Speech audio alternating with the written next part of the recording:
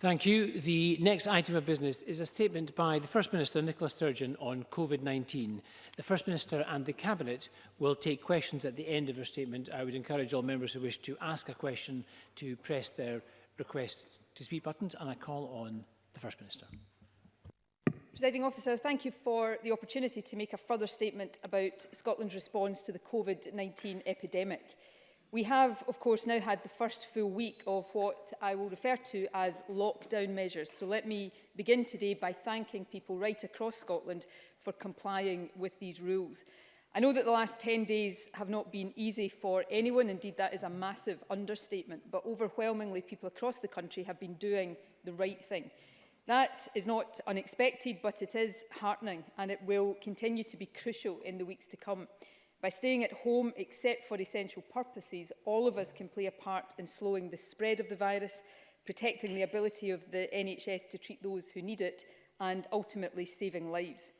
In a few moments, I'll talk about volunteering and support for businesses, but I want to start today with an update on the spread of the virus so far, on what we might expect to see in the weeks ahead, and on the steps we're taking to increase capacity in the NHS and equip it to cope with the impact of this epidemic. I can confirm that as of 9 o'clock this morning, there have now been 2,310 positive cases of COVID-19 confirmed in Scotland. That is an increase of 317 from yesterday's figures.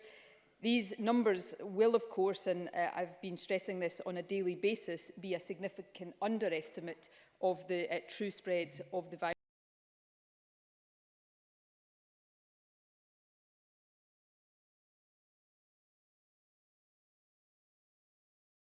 Total number of deaths in Scotland to 76, and I'm sure that everyone in the chamber will join me in extending condolences to all of those who have lost loved ones.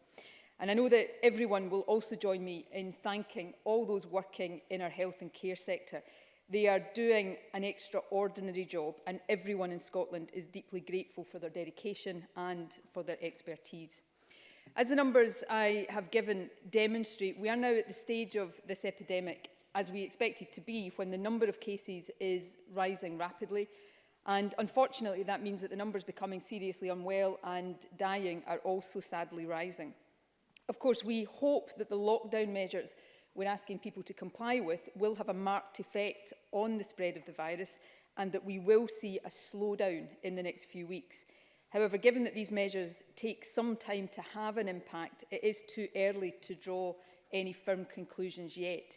And in any event, we must continue to plan for what will be a considerable impact on the National Health Service and indeed on wider society.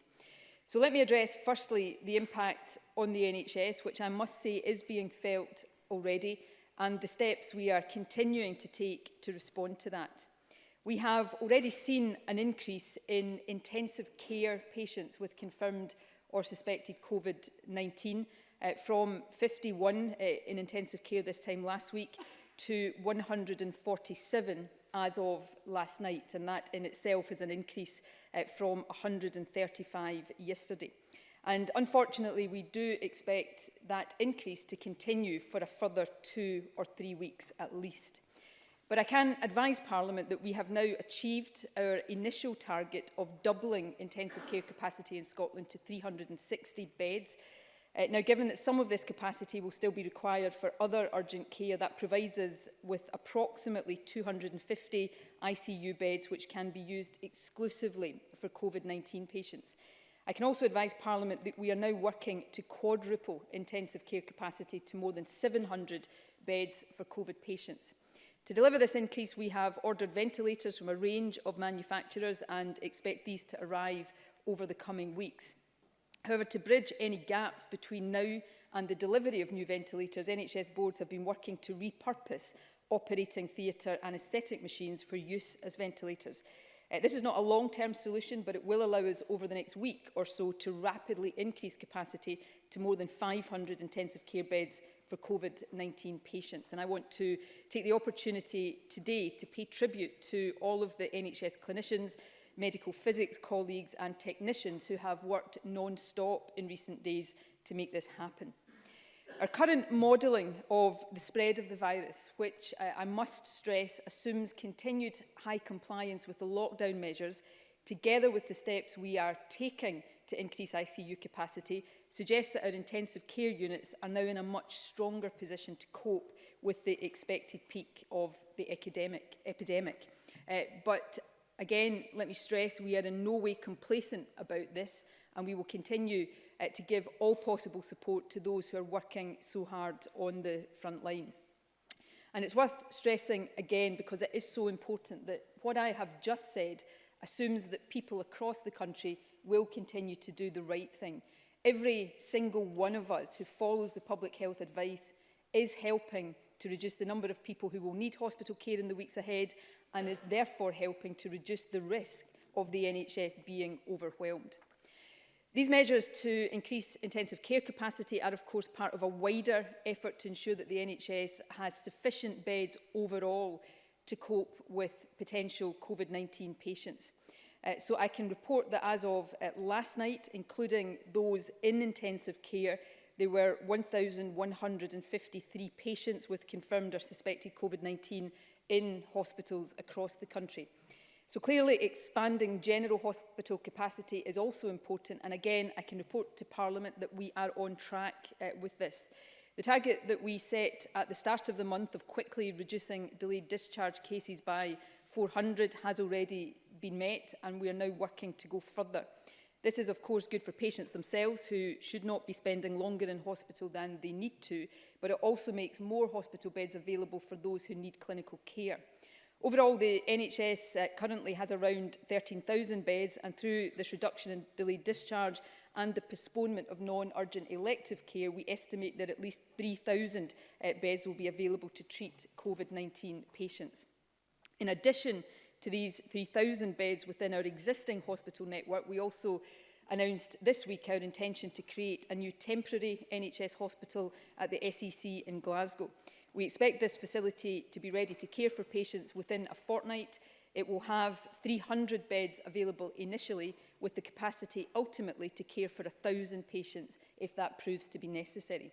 But let me be clear that our current hope, and indeed current expectation, is that this hospital will not need to be used. However, we are preparing now, I think rightly, so that we are ready if necessary. In addition to hospital capacity, which is clearly extremely important, I am well aware, we are all well aware of the vital role that NHS 24, GPs and primary care more generally are playing right now in the efforts to deal with this virus. The NHS 24 111 number is now the first port of call at any time of day or night for anyone concerned about COVID-19 symptoms. That service has been under tremendous pressure, and I want today to thank everyone there for an exceptional response. Patients calling 111 who need further advice or care are now being referred to new community hubs, which are staffed by clinicians from across the healthcare system, and if necessary, they will be given an appointment at one of our new COVID-19 assessment centres.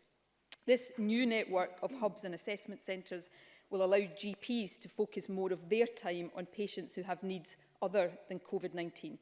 However, GPs are also dealing with significant pressure, and yesterday we announced £15 million of extra funding to help with that. The money will support additional non-clinical staff and additional locum cover if GPs need to take sickness leave. The funding will also reduce the pressure that might otherwise have been placed on out-of-hours services by ensuring that many GPs will be able to remain open on Good Friday and Easter Monday this year. The final issue, health issue I want to cover is the welfare of health and care workers. Testing is one important part of this. We are working at pace right now to significantly increase our testing capacity. I can tell Parliament that we have already gone from an ability to do around 750 tests a day just a couple of weeks ago to being able to do around 1,900 tests a day now. And over the course of the next month, that will increase to around 3,500 tests a day. It is important to stress that this increase will be delivered within the NHS laboratory network. Commercial partnerships being developed at a UK level will increase capacity beyond that, and as part of one of these partnerships, a new lab has already been established in Glasgow, which we expect to be operational within the next 2 weeks. As testing capacity expands, we will progressively increase the number of health and care service workers who are tested, and we have already published guidance to support this. The other two immediate priorities for testing remain the treatment of serious illness and community surveillance. Both of these things are extremely important. However, we will also be considering carefully the role of more extensive testing as part of our strategy, at the right time, of course, to bring the country out of the current lockdown measures. Lastly, on testing, what I have been talking about so far is, of course, diagnostic testing, testing that tells people whether or not they have the virus. However, we remain hopeful that antibody testing, which would confirm whether someone has had the virus, will also be available soon, and we will keep Parliament updated on that.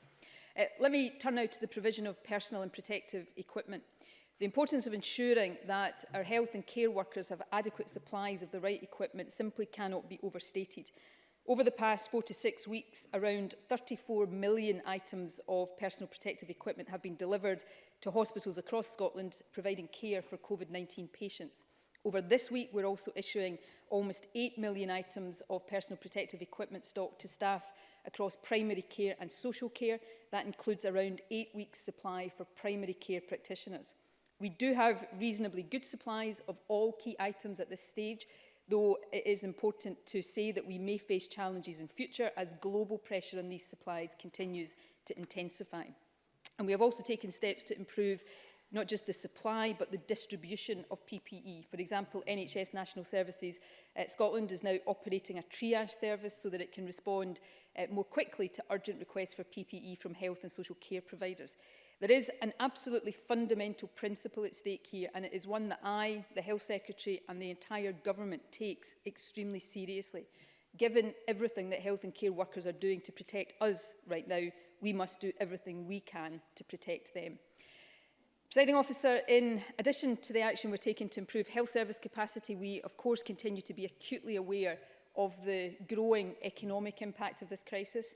Many businesses perform an essential role, and I want to thank those working to keep the country going at this time. People in the essential retail industry, our food and drink sector, our pharmacists, those in our energy sector, our road hauliers, and many, many more besides. But I also want to thank all businesses who've done the right thing by prioritising the health of their workers, applying the precautionary principle and deciding to close at this time. I know how hard this is, and I am hugely grateful. As a further example of that, of course, we've heard confirmation earlier today that the Edinburgh Festivals will not take place this summer for the first time in more than 70 years. This is a heartbreaking decision, but absolutely the right one, and another sign of how far-reaching the impact of this epidemic will be. We've agreed that some Scottish Government support for the festivals can be used for different purposes, such as ensuring that freelancers and artists are still paid, and we will of course work with the festivals to ensure that they return even stronger next year. More generally, the Scottish Government has welcomed the support made available by the UK Government, including the measures announced on Thursday to help self-employed workers, although we will continue to press for improvements where necessary. And we have, of course, introduced a £2.2 billion package of support for businesses in Scotland. More than £1 billion of that package is for the Business Support Fund, which will make grants of up to £10,000 available to small businesses and grants of up to £25,000 available to eligible properties in the retail, hospitality and leisure sectors. The Business Support Fund is being administered by local authorities, and I understand that approximately 30,000 applications for grants totalling £350 million have already been received. We want to get money to businesses as quickly as possible, and I can therefore confirm that the Scottish Government is today transferring £950 million to local authorities so that payments can start going into the bank accounts of eligible businesses from Monday. I know how desperately hard the last few weeks have been for business, and I hope that these payments, together with the wider support available from the Scottish and UK governments, will go some way to helping. Presiding Officer, the final area I want to cover is volunteering. On Monday, we launched the Scotland Cares campaign, which encourages people to sign up to help their community. There are 3 different ways in which people can help. Medical students or former NHS staff can apply for positions working in health and care. In addition, anyone can sign up as a community reserve volunteer. This part of the programme will be coordinated by the Red Cross. Or people can take up volunteering opportunities in existing organisations through Volunteering Scotland. It is still possible to sign up. Anyone who wants to volunteer and has not yet done so will find information on the readyscotland.org website. The response to the campaign in the first few days has been absolutely brilliant. I can tell Parliament that so far a total of 41,000 people have registered an interest, and they exemplify the sense of solidarity and community which has already characterised so much of the response to this epidemic. That solidarity and sense of community must continue. I don't underestimate how difficult life is right now, but the fact is, staying at home remains the best way in which we can all show that we care about our families, friends, neighbours and communities. It is, in fact, the single most important contribution any of us can make to tackling this epidemic. We must, of course, continue to reach out to other people, even as we remain physically separated from each other. By staying closely in touch, we will all find it easier to stay physically distant. By doing the right things and by remembering that what actually does really matter in life is our health, love and solidarity, we will slow the spread of this virus, we will protect the NHS, we will save lives and we will get through this. So, Presiding Officer, I want to end with my sincere thanks again to everyone across Scotland playing their part.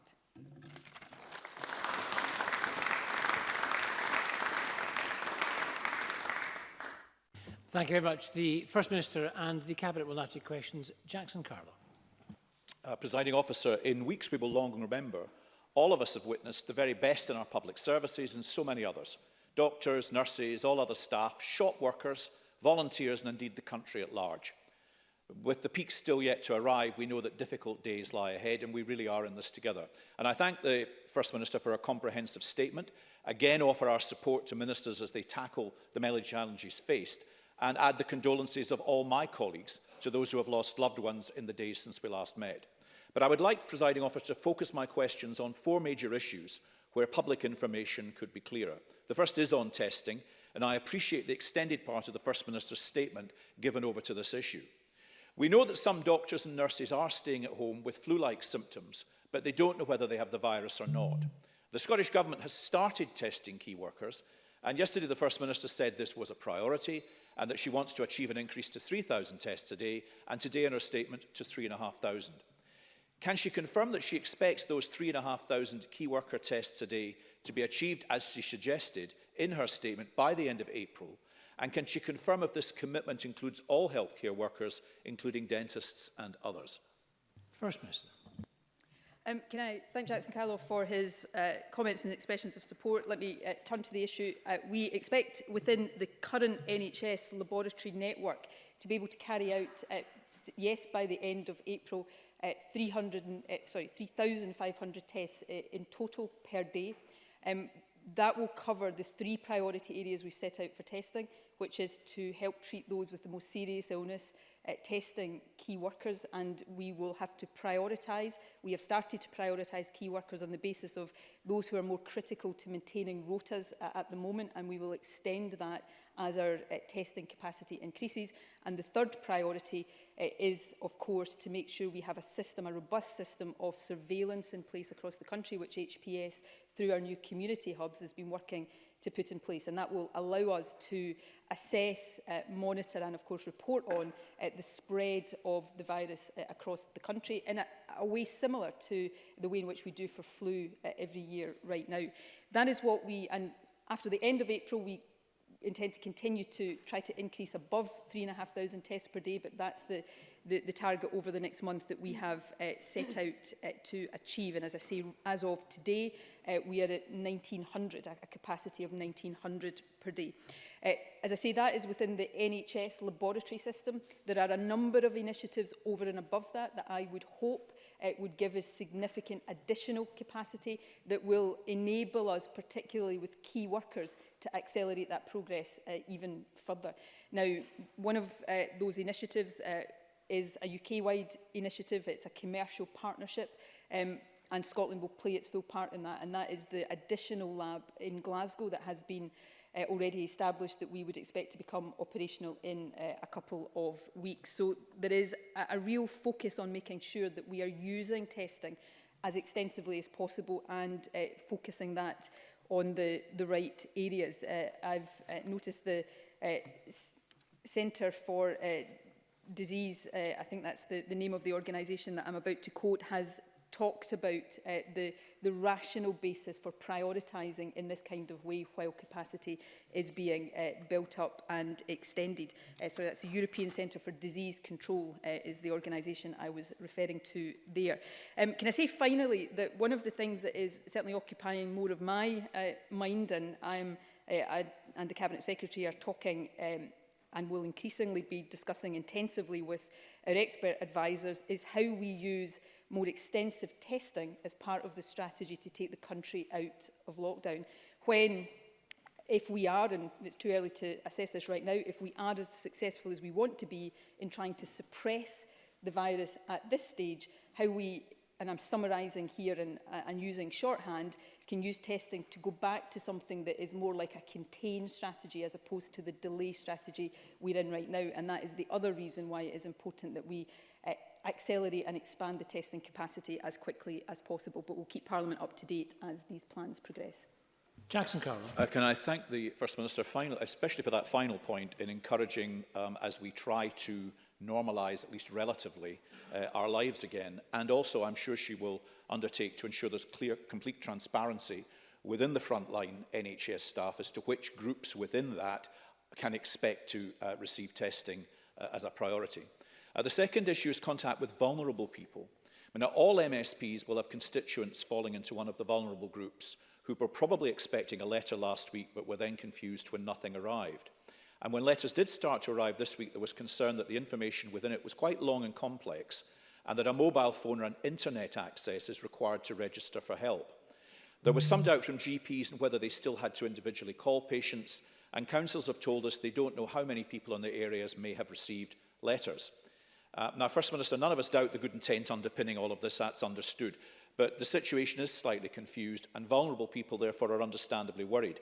So can I ask the First Minister, has every vulnerable person now received a letter?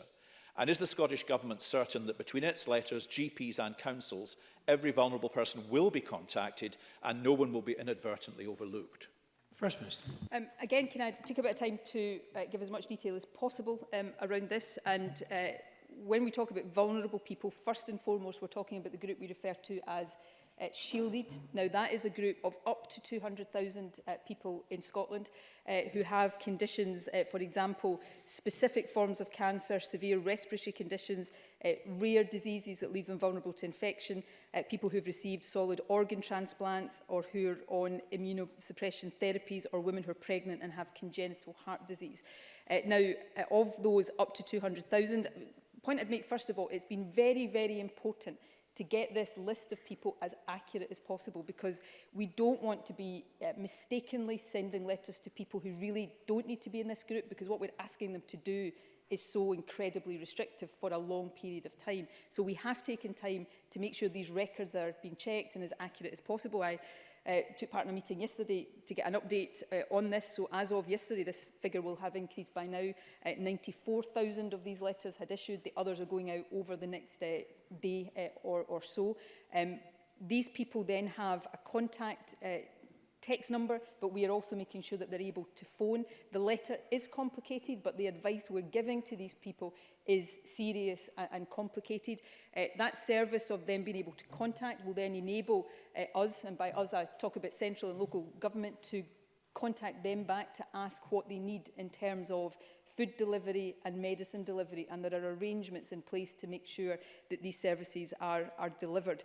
And local authorities, through local resilience partnerships, are working to make sure that they also have local arrangements in place to capture all of these vulnerable people. And of course, we're working closely with local authorities to make sure that the identity of these people, because local authorities have good information and intelligence of their own in this. So there is a huge amount of work going on here to make sure that all of these people are captured in the sense that you know I'm talking about, and provided with the care and support that they need. There is a wider group of vulnerable people that we're also now seeking to focus on. For example, I know I'm getting a lot of contact from elderly people who are at home, who are finding it difficult to get online shopping, for example, because of the waiting times, understandably, that supermarkets are dealing with. So we are now also looking at how some of these arrangements can be extended to look at a broader range of vulnerable groups.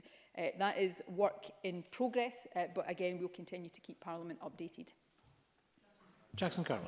And I thank the First Minister again and accept we don't want to include individuals who do not need to be included. But we all have constituents who expect that they will, and obviously they are anxious and they do need that confirmation and clarity as soon as possible. In the rush of the past few weeks, we've also seen a pulling together of companies, workers and government. That kind of cooperation will, I hope, long outlive the present crisis. The efforts of manufacturers, both large and small, and universities to develop ventilators has been pioneering and exceptional, and I congratulate those who have repurposed theatre anaesthetic machines, as the First Minister detailed. But we now need to understand how those efforts will translate into frontline equipment. Jean Freeman told the media a few weeks ago that around 700 ventilators would be in place, and more recently the Scottish Government has used a higher figure of 1,000. But there was then a suggestion this might not be available until midsummer. Now, meanwhile, some of the procurement is UK-wide, and Professor Jason Leach confirmed that Scotland would have a share of the 8,000 ventilators being bought at a UK level. Again, no one doubts the intent here, but these varied messages are potentially confusing. So, Presiding Officer, can the First Minister clarify how many ventilators in total the NHS in Scotland do expect to have, from where they are sourced, and by when she hopes to have them? First Minister.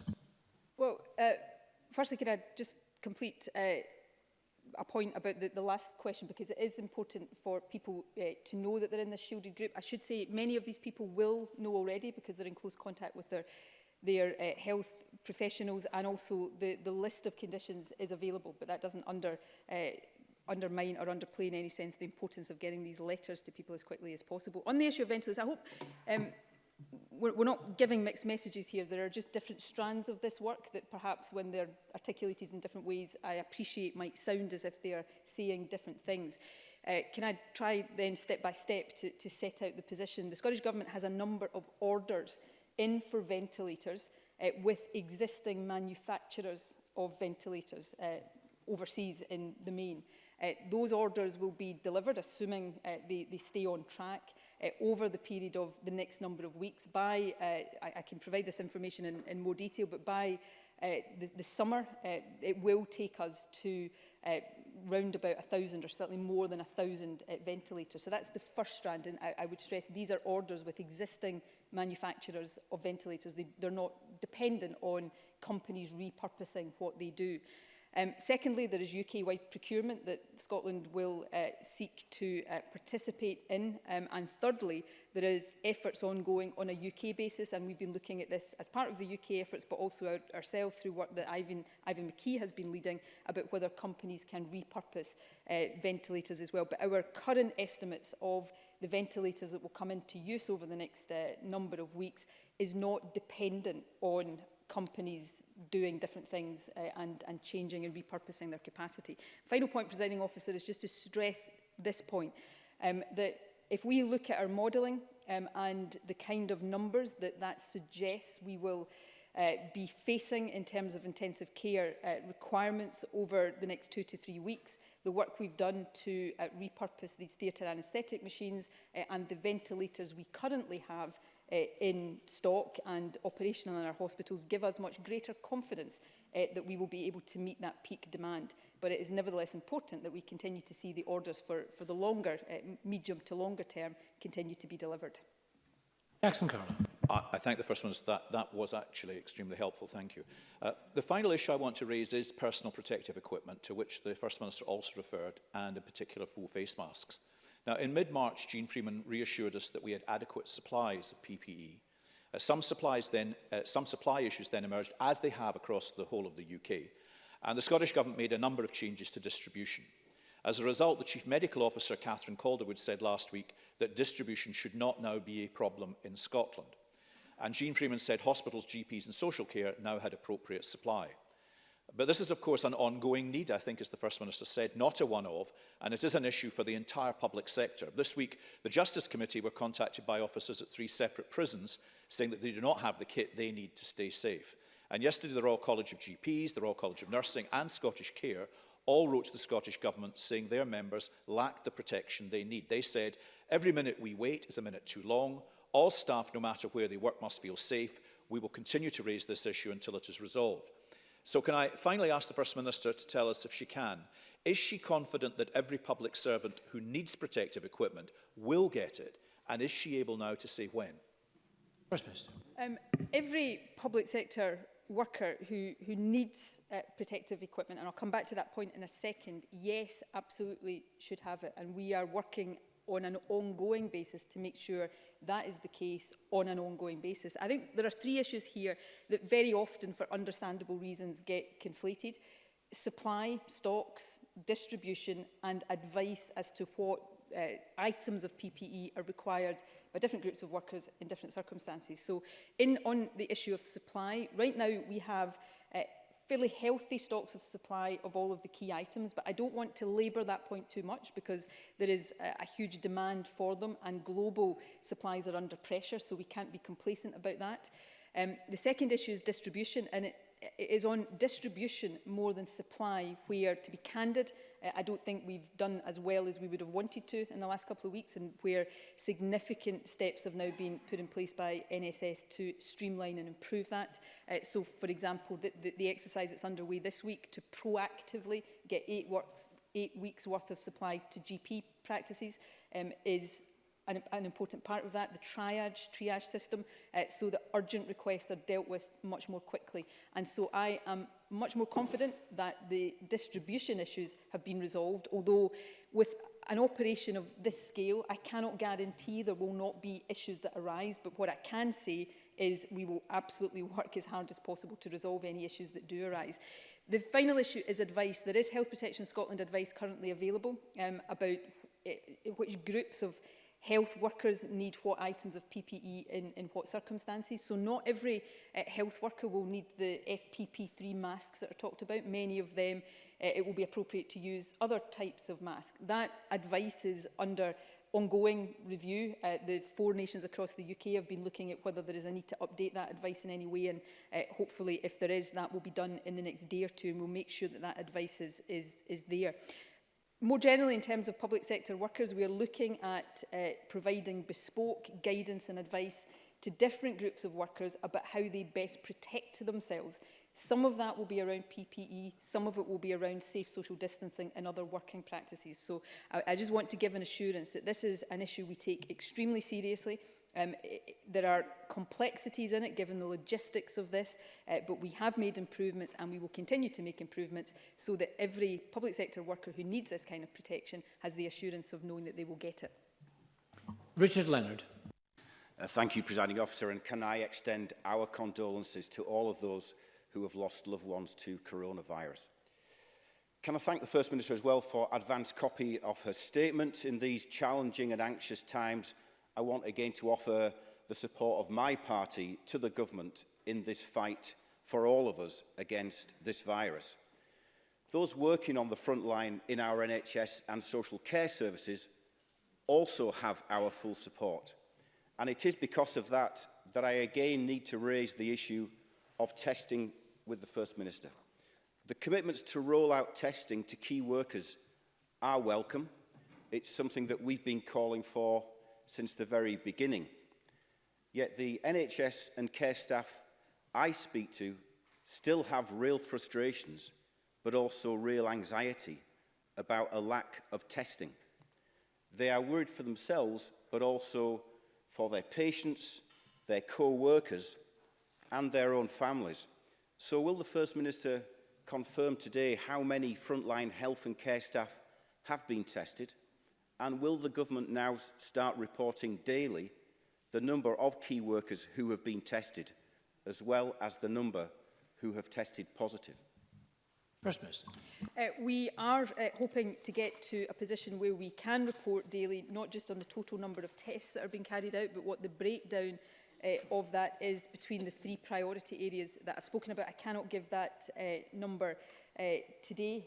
I can tell in total that as of, forgive me, I think I'm reading this table correctly. I'll correct it later on if I'm not, but there were around 1,700 tests carried out yesterday. We have the capacity to grow that right now to 1,900, and we are doing that. There will often, well, not often, always be a difference between the number of tests that are carried out and the number of people tested, because some people require more than one test, but we are trying to get on a daily basis much more granular information around that. On the issue of testing for key workers, I mean, I have always acknowledged, and within the Scottish Government we've been working very hard to accelerate the expansion of testing so that more key workers can be tested. I think it's important to say, though, and healthcare workers more than any of us will know and understand what I'm about to say, testing is not a complete panacea for everything, because if a healthcare worker is isolating because somebody in their family has symptoms, if they don't have symptoms, then testing is not going to be appropriate. But it is going to help to a great extent to make sure that we don't have healthcare workers with symptoms isolating unnecessarily if they don't have the virus.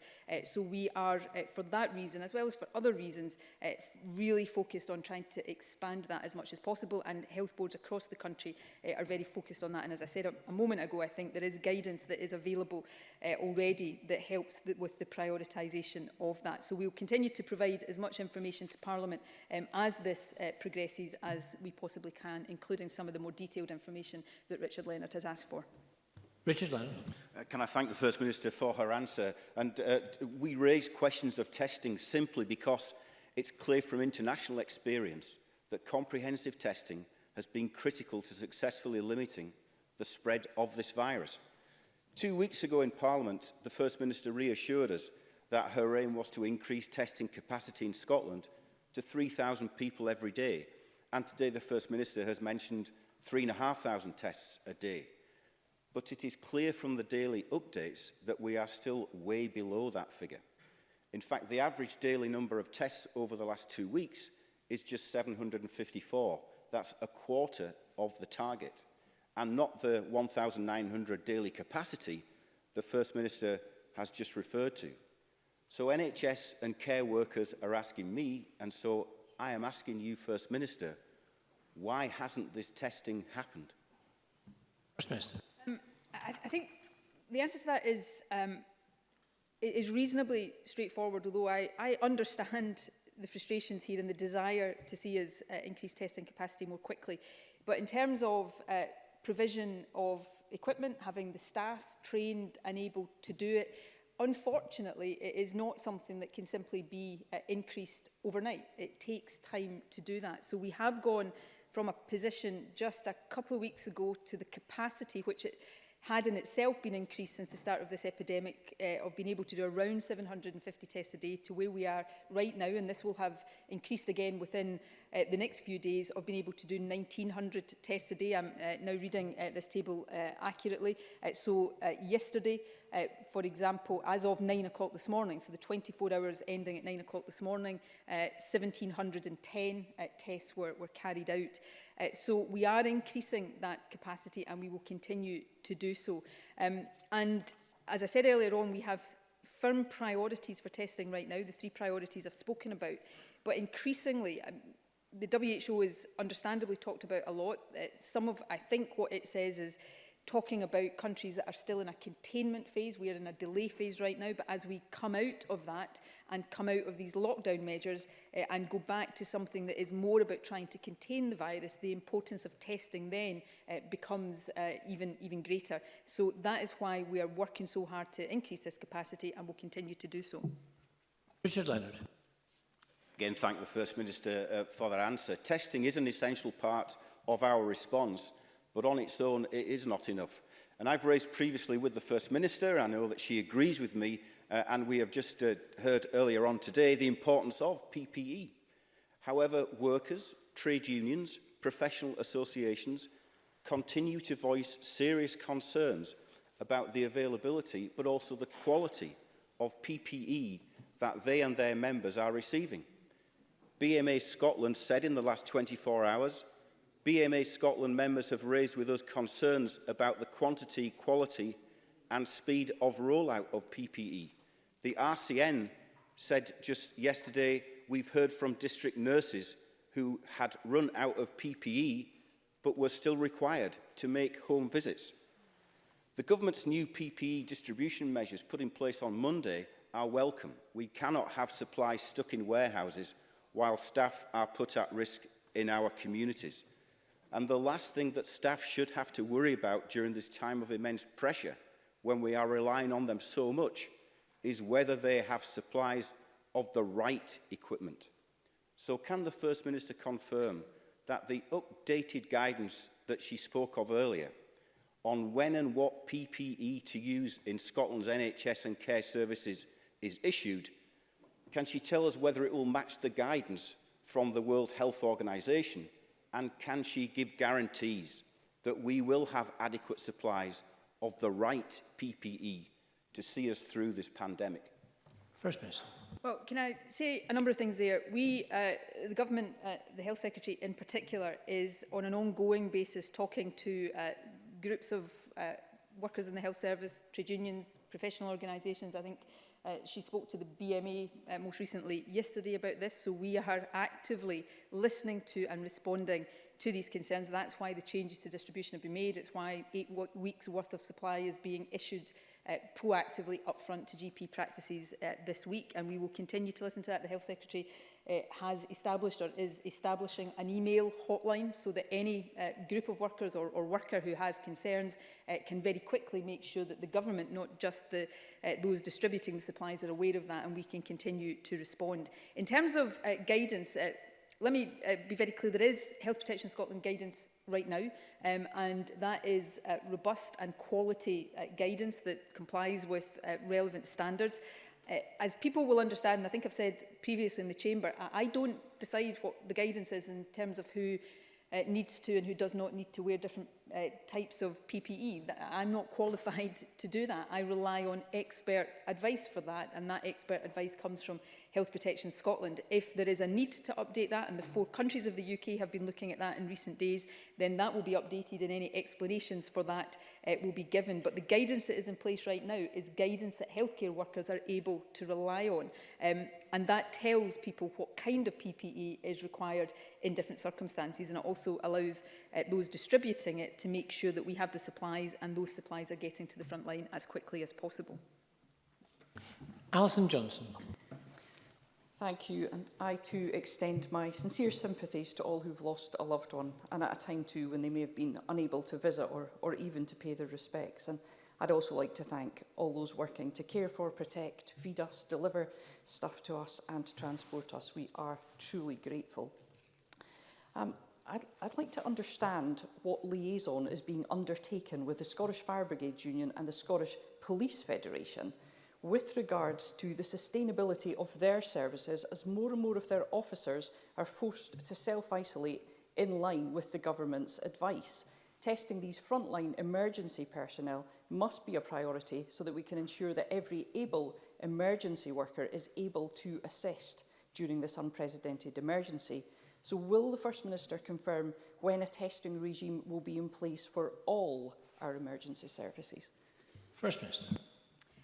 Well, can I say first of all, on the point about liaison, the government, in particular the Justice Secretary, will liaise closely with the Scottish Police Federation and the Fire Brigades Union, and indeed with the Scottish Police Authority and the Fire and Rescue Service, to make sure that those who work in those services are getting the right advice and the proper protection when that is needed. On the issue of testing, my answer here really is the same as the one I've given several times already. We are building up testing capacity, and we require to prioritise the use of that testing capacity in line with the 3 objectives we've set out. And in terms of key workers, we have been prioritising health and social care workers for reasons that I think people understand, and as we build up that capacity, we will be able to do more of that. So that is really the general position in terms of testing, which applies more particularly to the different groups that Alison Johnson has asked about.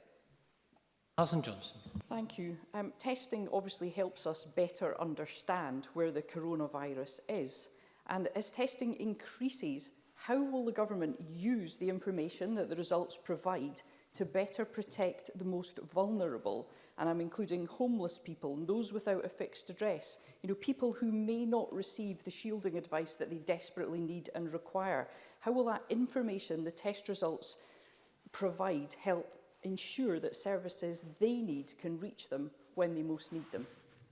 First Minister. Well, we are working hard already with local authorities to make sure that vulnerable groups, and by vulnerable here I'm not talking specifically about the shielded group, but the kind of groups that Alison Johnson talks about, those who are homeless or rough sleeping, that they are being contacted, that they are being given accommodation, that they are being given the services that they need. So that work is ongoing and is important, notwithstanding the wider question about testing. One of the objectives of testing, though, is as I said a moment ago, about surveillance to enable us to know how the virus is operating, whether there are particular parts of the country that are more affected than others, whether there are different groups that may be more affected than others. That's why surveillance is such an important part of the strategy for testing. And, you know, as I said before, unless there is a particularly bad flu outbreak, most people don't pay much attention to this every year, but it's the same kind of system that is reported on every year during the flu season to enable us to know how that is. And that will be really important here as well. And then that will allow us to take informed decisions about different groups or where we have to target particular action. And as we start to come out, hopefully come out of these lockdown measures, to have better intelligence about how to do that in a way that is not simply going to reactivate the spread of the virus. And one other important development, which I haven't mentioned today but has been reported by the government over the past week or so, is the new scientific advisory group that the Chief Medical Officer has established, chaired by Professor Andrew Morris, to make sure that the UK-wide modelling that SAGE is using to inform its advice to government is able to be looked at and provided at a more granular level for Scotland. So all of these things are important to make sure we understand exactly what the virus is doing and how we then modify our response. Thank you. Willie Rennie.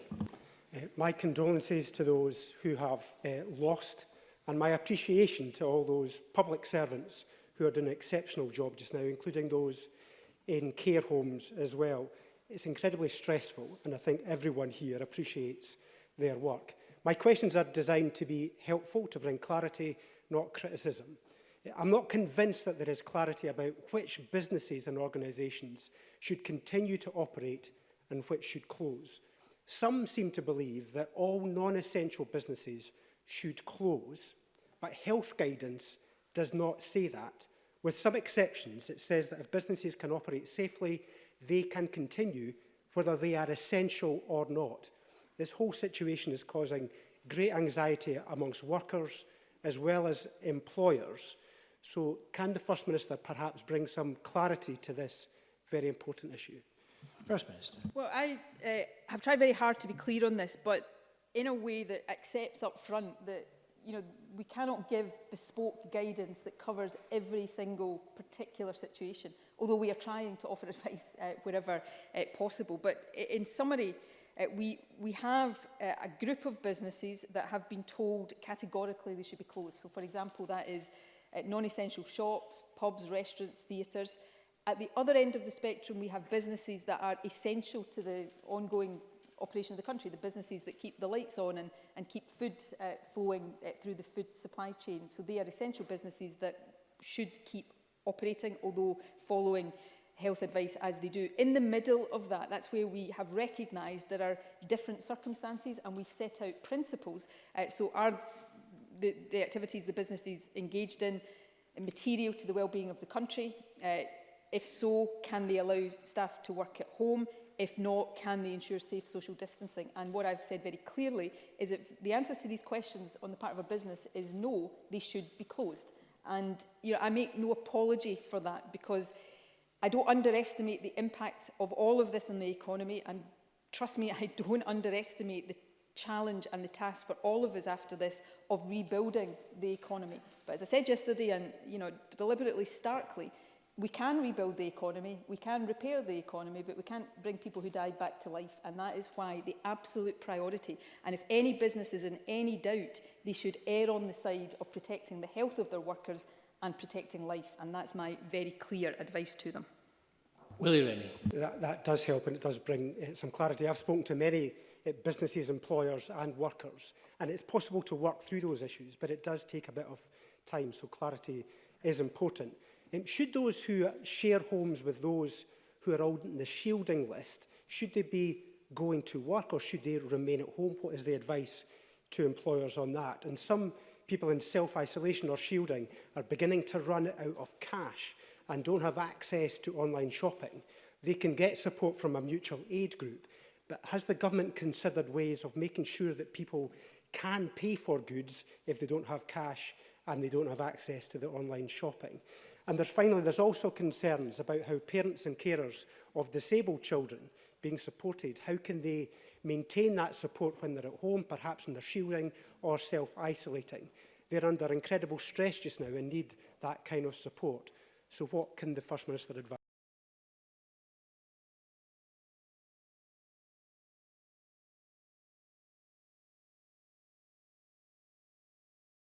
Sharing a household with somebody in the shielded group, the advice to the shielded group, and this is why it's such hard advice, is effectively to isolate themselves within their own households as far as possible. Sleeping in a separate room, using separate utensils, separate towels and such like. And so it's about them isolating themselves. That said, if somebody in the household and if the nature and circumstances of the household make that more difficult, then I would say to employers of a relative or somebody in the same household as a shielded person to take that into account if their business is still running. And I think it's really important that they do so. On the issues around access to cash, we have given local authorities money to increase the welfare fund as a source of emergency support for people. We're also providing additional resources to local authorities to deal with food poverty and to give more resources to organisations working on the front line of these issues. Again, that detail is all available. We can make it available again because it's important people are aware of it. And of course, we encourage people, although for understandable reasons, the waiting times for universal credit are long at the moment. We're encouraging people to apply for that kind of support as well. So we continue to work with councils and with frontline organisations to make sure that as far as feasibly possible, we are getting as much support direct to people as we possibly can. I've already mentioned the issue that is not exclusively being experienced by older people, but I think particularly of difficulties getting home deliveries of food from supermarkets, and that's one that we're very much focused to see whether we can do anything in addition to what we're doing for shielded people to try to address that. Thank you. Now, as well as our statement, we've had detailed and very helpful lengthy questioning from the party leaders on behalf of each of their parties. So as we turn to the 24 members who would still like to ask a question, I would emphasise, please restrict yourself to one question if you can. And I would urge you to identify the Cabinet Minister to whom the question is addressed, and I would urge each Cabinet Minister also to respond as succinctly as possible. Rona Mackay to be followed by Miles Briggs. Rona Mackay. Thank you, Presiding Officer. My question relates to business. To ask the Scottish Government what the view is on private nurseries that continue to charge for places while closed and are in receipt of government funding introduced to help business cope with the impact of COVID-19. Fiona Hislop. I thank the member for the question. It covers also the education aspects, and I'm happy for my education colleagues to give more information. I think what has been very, very important in terms of keeping business productive and capacity there is some of the announcements that have been made, particularly around the support for 3- and 4-year-olds. So one of the things that I know local government colleagues did was to make sure that private nurseries who were in receipt of funding for 3- and 4-year-olds could continue to receive that funding to enable the spaces and the places to be maintained. Clearly, in terms of discussions, my understanding is that people can speak to the local nurseries and obviously negotiate with them. Those private nurseries, remember, also have staff, and those staff should also be supported and paid. So therefore, if people are in receipt of income themselves, there are many people that are working from home that have got payment, that even though their child can't attend that nursery, they want to obviously make sure that they can, have a nursery to go back to when we're fully open, not just for themselves, but for others that aren't in work. So I think that the people need to have a common sense approach to this, because we want to keep capacity there. Workers will want to have capacity there, but if they're not using it and if they're not being paid, that obviously is a different issue. So it might be a bit more of a flexibility, both from the parents themselves and the private nurseries, to make sure that we actually all get through this together, and actually when we return to a containment or indeed a different phase, that we have that capacity there. Miles Briggs, be followed by Monica Lennon. Thank you, Presiding Officer. Following the announcement that the National Cancer Screening Programme will be paused, can I ask the First Minister what consequential impact on early diagnosis and mortality rates for cancer outcomes in Scotland this is likely to have, and will ministers agree to publish this if it's available? And in terms of patients who are currently in the screening programme, can I ask if they have been informed, if they need further screening, about plans in place to support them during this time? Jean Freeman. So if I can take the last part first, in terms of patients who are currently in the screening programme, that programme will be completed for them, and if they need any further treatment as a consequence of that diagnosis or treatment of further tests, then that will be completed too. In getting to this point, we did consult with and remain in contact regularly with the Coalition of Cancer Charities, so that they can ensure that those that they are in touch with are also kept informed of this. The decision was, of course, taken on the basis of clinical advice, and that advice will advise us about the best way to pick up this programme again when the pause is ended, and ensure that everyone who would have been called are called as soon as we're able to restart the screening programmes. Thank you. Monica Lennon, to be followed by Stuart McMillan. Thank you. Across all social care sectors and settings, carers are frightened because they don't have any PPE or the right PPE, an issue I've raised in Parliament before. Yesterday, the First Minister was made aware of a survey by GMB Scotland members. It revealed a majority of care workers have lost confidence, in part due to a lack of PPE, but also because they don't believe that safe systems of work are in place for them or for the people who rely on their care. I'm told that absence levels are soaring in some parts of the country. Over a third of people are off sick already, and care packages have been withdrawn or downgraded. Not valuing carers is going to cost lives. So when the First Minister is advised that there are reasonable goods supplies in place, can the Health Secretary advise who is providing that advice? Is she convinced by that advice? Have we got the guidance right? Because this is not the real world experience of carers, their families and the trade union reps who stand up for them. Jean Freeman. Thanks very much. I do take all of these issues around PPE really seriously, and I can assure Ms Lennon that I actually monitor the supplies, the outgoing stock and the supply line on a daily basis now. There will be over lunchtime a letter issued to the Health and Sport Committee, which I've taken the step of ensuring is circulated to all MSPs, which provides you with two things in addition to what the First Minister has said. It provides you with the new dedicated email that is there for MSPs, for unions, for members of the public, for individual members of staff, to raise particular issues where they do not individually have the PPE they think they require, so that will be monitored continuously and immediate action taken to ensure that where there are those issues raised, then they are acted on and resolved within that day, if at all possible, and certainly the individual raising them is informed of what steps we have taken.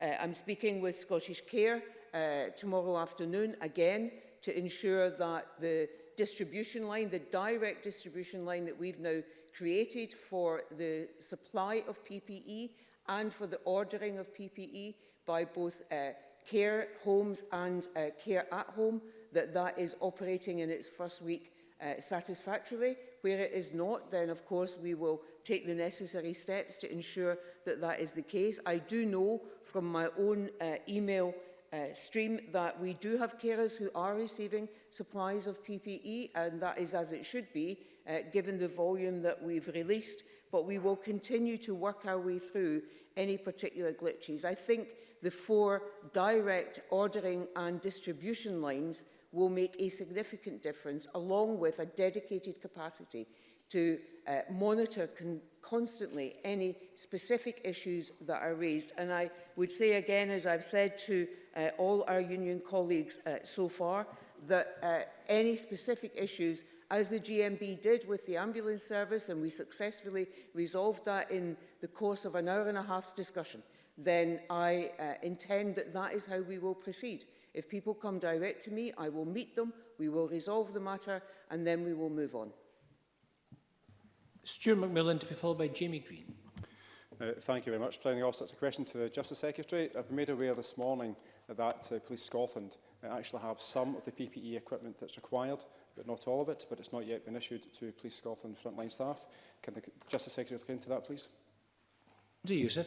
Thanks, Stuart McMillan, for the question. I spoke to the Chief Constable about this matter just this week. There has been an additional PPE that has come into Police Scotland. That is of limited stock because it will be given to those officers where there's a reasonable chance they may come into contact with someone with coronavirus. They are monitoring that situation obviously on a regular basis. They do have the appropriate PPE and the appropriate stocks as per the advice given to me by the Chief Constable. If Stuart McMillan has local concerns in relation to his constituency, of course I'll take them offline with him and raise again directly with the Chief Constable. Thank you. Jamie Green, to be followed by Kenneth Gibson. Thank you, Presiding Officer. The First Minister mentioned progress that was made on delayed discharge, but evidence suggests that many people who are ready to leave hospital are still currently stuck in hospital settings because local authorities are struggling to provide suitable care. I'm sure we'd all agree that the safest place to be if you're fit and able is at home. Can I therefore ask the First Minister, how many people are currently in a hospital setting that should not be there, and what specific and direct support will be given to local authorities who claim that funding and resource are the main two reasons for cancelling discharge? Jean Freeman. So the Health and Social Care Partnerships, in cooperation with ourselves and local authorities, reduced the numbers of delayed discharge in our hospital by 500 in the month of March, and will continue to work towards a further 500 over the month of April. We have about 1,100 people currently in hospital who are clinically able to leave that setting, but are not yet able to do so. Some of those individuals, it is with respect to issues around adult with incapacity or power of attorney, and we're working hard to progress those as quickly as possible. In terms of the majority, though, who should be either in at home with the support that they need, or if it is more appropriate and is their wish, in a care home, the work is underway with our local authority partners. I have given them a commitment that where there is additional cost required in order to ensure that this happens and to meet the additional demand in terms of social care, then government will meet that cost. So this isn't a question about funding, it is an issue around resilience of the workforce. And individually, Health and Social Care Partnership by Health and Social Care Partnership with the individual local authority. My colleague in COSLA, Councillor Stuart Curry, and I are working with each one as we go to help them work out what their rotas should be, how they can use appropriately redeployed council staff who are no longer working in other areas, for example, in order to free up staff who could work in social care, and make the best use of both the returners to health and social care that we've talked about before, and some of those social work, nursing and medical students who are entering our workforce in order to help us with this particular challenge at this time. Thank you. Kenneth Gibson, following Maurice Golden. Thank you, Presiding Officer. My question is to the Economy Secretary, who on 18th of March announced £25,000 grants for hospitality, leisure and retail properties with a rateable value between £18,000 and £51,000. However, by 24th of March, the upper limit had mysteriously fallen from £51,000 to £50,999. Surely just a wee admin error. A restaurant and bar in my constituency, which employs 31 people, was refused a grant because its rateable value is £51,000. For the sake of £1 of rateable value, I've been advised that this business could now close. I therefore would be grateful if the limit could be restored to £51,000. If it is Cabinet Secretary, you will save those 31 jobs. Fiona Hislop. Thank you for the question.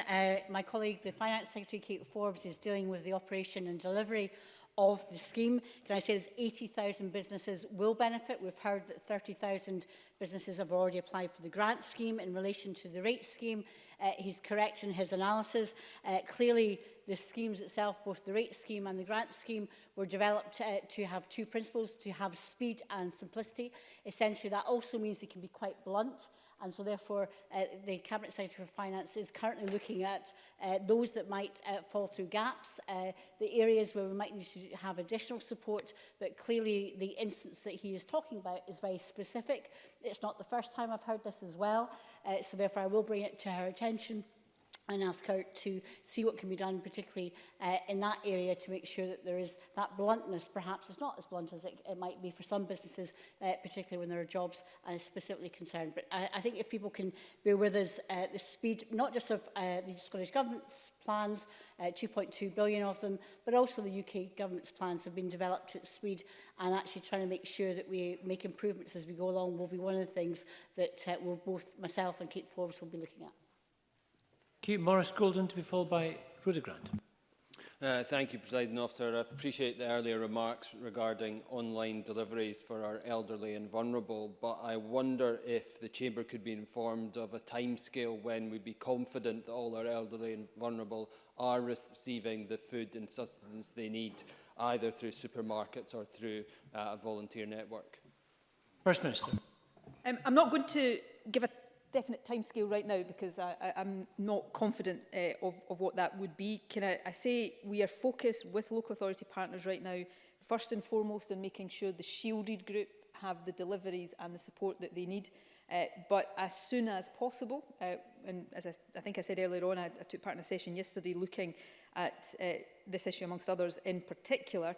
We want to, either through extending those arrangements for the shielded group or through other ways, look to capture other particularly vulnerable groups. So over the Easter recess and beyond, I'll undertake to keep Parliament updated on what additional mechanisms we're able to put in place.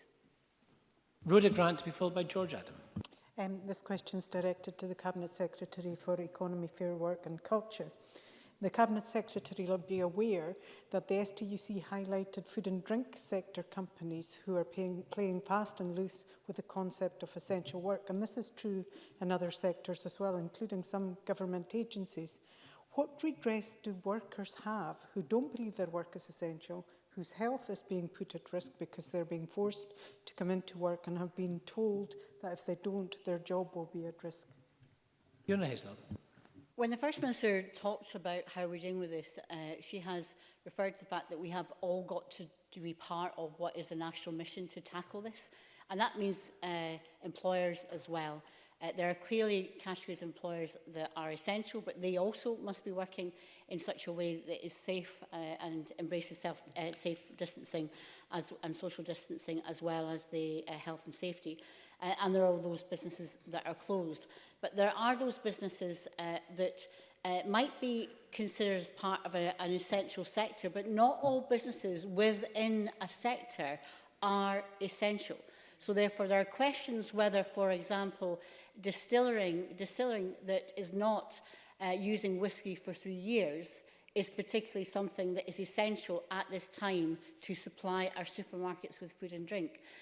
We are asking employers themselves to think very, very carefully about what they do. Staff themselves absolutely should report to their unions if they feel any discomfort, and to their manager. The sensible thing to do, and it's what we're doing with the construction sector, to make sure that those non-essential construction sites that we have asked to close can reopen in a safe way. Because if we're moving through phases of this at different points, we will want to make sure that those companies, when they do reopen, are doing so safely with the confidence of their customers, but most importantly of their staff. So we're calling for those businesses that are not essential to close on a precautionary basis in order to make sure that they are safe. And so the recommendation is they close unless and until they can give evidence to everybody, including their staff and the unions, that they can do so safely.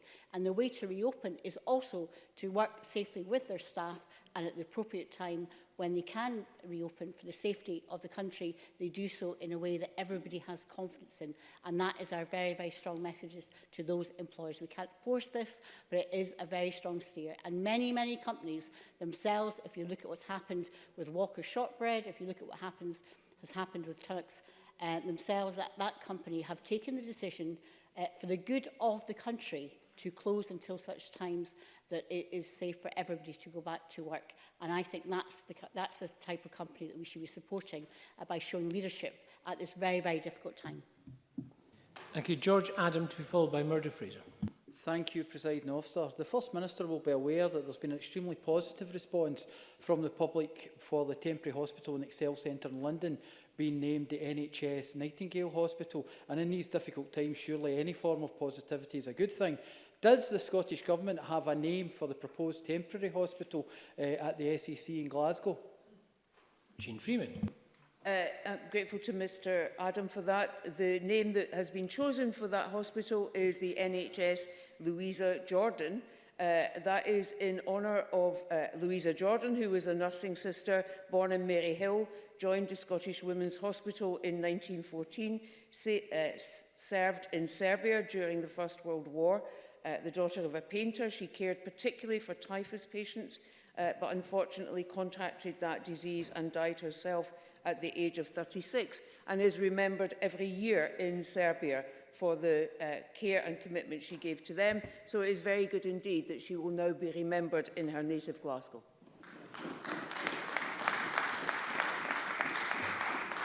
Murdo Fraser, to be followed by Colin Smith. Thank you, Presiding Officer. It's a question for the Cabinet Secretary for Health. I've been contacted by constituents in the last few days who, believing they have coronavirus symptoms, have tried to contact the NHS 111 number and have had great difficulty getting through, having waited in some cases for hours to have that call answered, which you can imagine is a very distressing situation to be in. Is there anything more the Cabinet Secretary can do to put more resource behind that particular phone line? Jean Freeman. Yes, and I understand very well both how distressing that will have been for your constituents, but also that others have had the same experience. So we have made significant additions to NHS 24, who staff that health line, both in terms of those numbers who answer the initial call, and then in the clinical specialisms that then take the call forward, making the decisions about whether or not what additional advice to give the individual, but also whether or not they go through the hub, also clinically staffed, through to a particular appointment at an assessment centre. So we are hoping now, with that additional resource into NHS 24, it's been scaled up considerably in a number of different steps since all of this began, that will make a difference. The one other point, though, I would make is that it really is important, and we have tried very hard to get this message out, that people do not call 111 to get the sick line that they need for their employer, but they use the NHS Inform website where they can do that on the site. It would be very helpful for members to assist us in that messaging, and certainly if there are further problems with the 111 number that people have raised with them, that they make sure they let me know that, and we will do everything we can to resolve it. Colin Smith, to be followed by Mark Ruskell. Thank you, Presiding Officer. The Cabinet Secretary for Economy will be aware that the Fraser-Vallard Institute last week highlighted the disproportionate economic impact the pandemic will have on rural communities where sectors such as tourism and hospitality, as well as a large number of self-employed workforce exist. It's clear there are gaps in the existing support that's already out there, whether it's a self-employed person who's set up in the last year or a guest house who pays council tax and not rates. So can I ask the Cabinet Secretary whether she'll bring forward additional support now to support those businesses where we know the gaps exist, because for those businesses it's not about economic recovery, it's about the very survival of the business in the days and weeks ahead. Fiona Hester. The member makes a very important point, and we're also looking at the geographical impact. The schemes that we've put in place, as I said, the small grant scheme affects 80,000 businesses, and the retail, leisure, hospitality, 9,500. We know the self-employed scheme that the UK government has established also reaches a large number of people, but there are gaps in that system. We know that, and that's why my colleague Kate Forbes is looking at the different areas to see if there's anything in supplement we can do. But resources obviously are very tight. We know that. We've been given the Barnett consequentials, which we have pledged to, and we have used and will continue to use to support businesses. But he makes a very important point. I'll make sure it's brought to our attention, because I think as he's reflecting, it's also speed, and the impact is now. And so therefore anything that can be done should be done. I think also in terms of particularly small businesses, I've been speaking to the banks. I'm having meetings and teleconferences with the banking sector every second day to relay issues that have been relayed to us in terms of small businesses. Some of the packages that are together could be simplified to help people through a difficult period, but loss of income now that is displaced that will never be recovered means you can't then repay that in a loan further down the line. So we are looking very carefully at all the gaps to see if there's anything that can be done to identify them and to see what measures can be brought in to help support the type of people he's just described. Mark Ruskell, to be followed by Lee MacArthur. The emergency food needs of many vulnerable people are being met by neighbours, carers, councils, charities and retailers at the moment. But as the First Minister just acknowledged, there are other vulnerable households that remain hidden, particularly those with no support networks in place, no ability to order food online, no ability to get to a shop, and in some cases, no money to buy food. So can I ask how the government will ensure that emergency food provision is put in place consistently across Scotland so that it gets to every single hungry household? Shirley-Anne Somerville.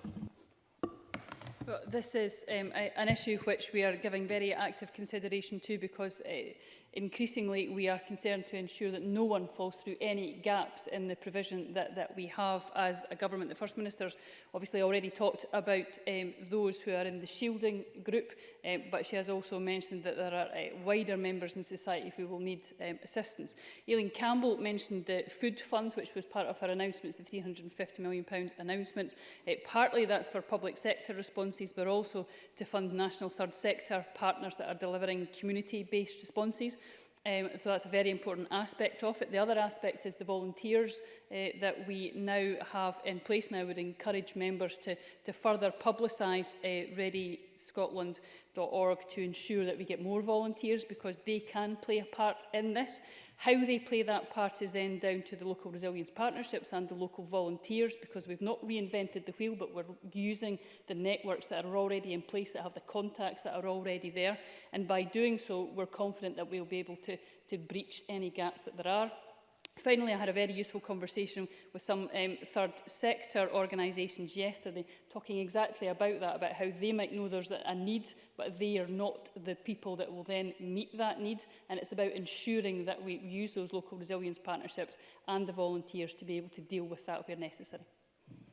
Thank you. Lee MacArthur, to be followed by John Mason. Thank you. Can I welcome the assurances from the First Minister in relation to testing PPE, but a question for the Economy Secretary. As Colin Smith rightly pointed out, there are gaps between the various grant and support schemes, particularly for businesses in rural and island areas. I welcome the decision by the Scottish Government last week to reverse the earlier exclusion of all self-catering businesses, but the eligibility criteria still remain tighter than elsewhere in the UK, leaving self-catering businesses in Orkney and across Scotland unable to access the support they need. So can I ask the Economy Secretary to work with her Finance Secretary colleague to address not just the point that Kenny Gibson quite legitimately made, and it affects some of my constituents as well, but also to look at these eligibility criteria to make sure that self-catering businesses key to our tourism sector get the support they need at this very, very difficult time. Fiona Hislop.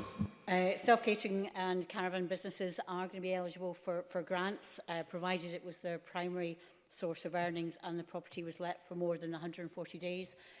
I've given the commitment that all the consequentials of the £2.2 billion for businesses will be distributed, reflecting the UK scheme. But I would also say that we have proportionately far, far more small and medium-sized enterprises than the rest of the UK. So our funding has to stretch more than the rest of the UK's because of the nature of Scotland's economy, that we have so many small businesses, not least in the constituency that the member represents. So we're very conscious of that, and that's why we're actively looking to try and see what else in other mechanisms. But that would mean repurposing and reorganising the Scottish budget more generally, and that is the work that Kate Forbes and also Ben McPherson will be looking at. John Mason, to be followed by Michelle Ballantyne. Thanks very much. I have, it's the health question, an 88-year-old constituent who is self-isolating but needs to go for dialysis 3 times a week to Stobhill Hospital. And his family are worried because he is going into a car with 3 or 4 other patients and the driver, which is a problem. Jean Freeman. I'm grateful to Mr Mason. There is work underway and I would encourage him to pass this on to his constituent to ensure that where patients in that situation require transport to take them to their treatment, that they do that in singly and that they are not required to share cars or any other transport. So there is work underway. I'm very happy to take that on and pass him the specific details with respect to Greater Glasgow and Clyde, and to ensure that we know across the Chamber all members are aware of what is happening in their own particular health board area.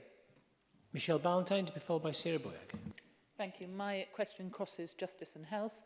COVID-19 has meant that there are now delays in granting guardianship and intervention orders, and this impacts on the health, social and financial needs of individuals who are affected not only by COVID-19, but many who are also impacted by reasons that would frequently have arisen in normal circumstances.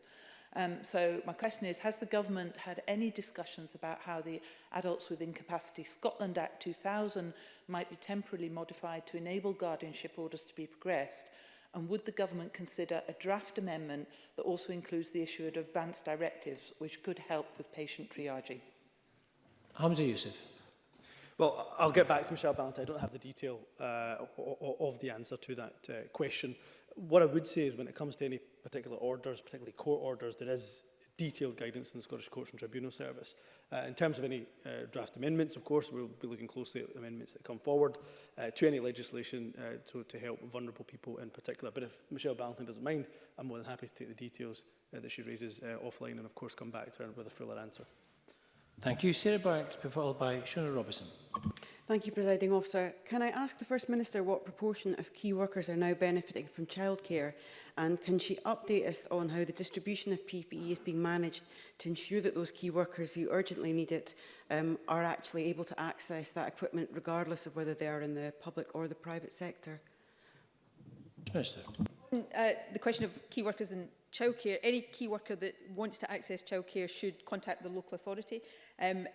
What I can tell the Chamber, and we're monitoring this on a daily basis, is that the numbers of children in a formal education setting each day is pretty low. Now, we want it to be low because the reason for closing schools is to limit the spread of the infection, but it's been under 1% of all children have been accessing that child care on a daily basis. So there is some room there, not unlimited room, but there is some room there if there are people out there either in the key worker category and also for vulnerable children to access that. And all members can relay to their constituents that if anybody, any individual or organisation is wanting to access childcare, they should ensure that they're contacting their local authority. On the point about PPE, we continue to make sure that we are providing guidance to different groups of workers and will provide additional guidance to different groups of workers so that there is an understanding of what is needed, and if PPE is needed, make sure we're working with whether it's organisations, companies or individuals to make sure that it is supplied. Thank you. Shona Robertson to be followed by Jamie Halker-Johnson. Thank you. The clear advice to stay at home has been a very powerful and important message to everyone. However, for many victims of domestic violence, home is often not a safe place. Can the First Minister reassure those at risk that they should continue to report crimes during this crisis and that they can still access services such as Scottish Women's Aid and Rape Crisis Scotland if they need to? Minister. Well, I think this is a really important point that cannot be emphasised enough. As we encourage people to stay at home, as more of our lives are lived right now at home, those who are already vulnerable to domestic abuse and to violence are even more vulnerable and may feel even more isolated and alone. Yesterday I announced additional funding for Rape Crisis Scotland and for Scottish Women's Aid to help them ensure they've got the capacity to deal with this. And I also took the opportunity to make clear, I'll do so again today, and I would ask all members to use all of their channels of communication to do likewise, that the Scottish Domestic Abuse and Forced Marriage Helpline remains available 24 hours a day.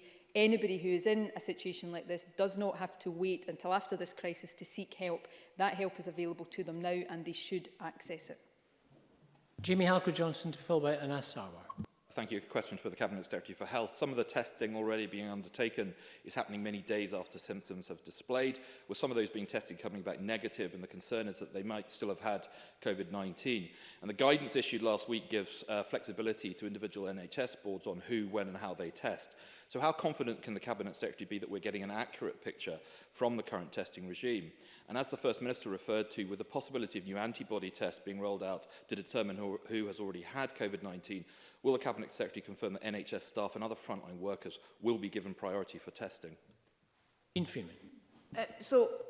Testing is as accurate as testing is, and as the First Minister has said more than once, and the Chief Medical Officer has consistently made clear, the numbers that we are seeing is we know an underestimation of the prevalence of the virus in the community, and that is why some of the additional measures the First Minister has outlined about increasing our testing capacity, being part in particular of that UK-wide initiative on testing, will allow us to increase our testing, but also, as was said to your colleague Mr Carlow, as we move through the current situation with the virus, we begin to look at how testing can assist us in order to get to the next stages where we can move from delay, the current phase that we're in, into containment and continue to manage the prevalence and the impact of the virus as best we can. In terms of the current test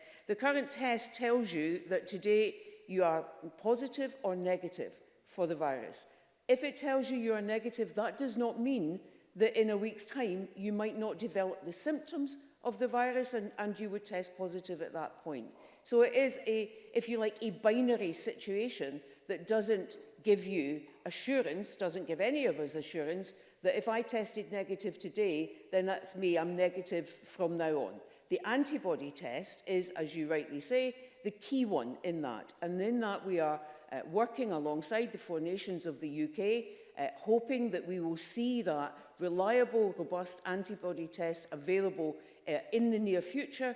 And at that point, we will make effective use of that in order to assist us, not only with health and social care and that workforce, but in making those decisions about the steps we might need to take in order to come out of the current delay stage and the restrictions that are so necessary into a place where we can contain the spread of the virus and move forward.